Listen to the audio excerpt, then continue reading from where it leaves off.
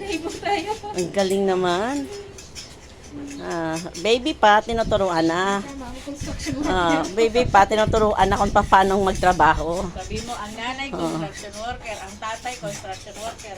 Ayan, nakikita mo ang aming baby construction worker. Ayan na, oh. Oh. At least paglaki niya, marunong na siya. Oh, kasi papuntahin namin to sa abroad para mag-construction worker siya doon. Malaki kaya ang sweldo doon. Oh, diba? Ayusin mo ang trabaho mo. Yan, napakaganda ng construction worker namin, oh. Yan. Labor law ka na. Pero, nakakamalabor look. Sa loob ng bahay, sarili mo. Mas maganda nga ngayon tinuturuan yung bata na bata pa lang, di ba, no? Tapos naglaba ka doon, Tingnan mo yan. Ang gusto niyang, boy. Tingnan mo yan. Nakakatuwa.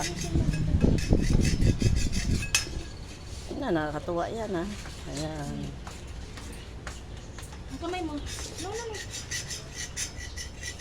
Sina Aya ngayon.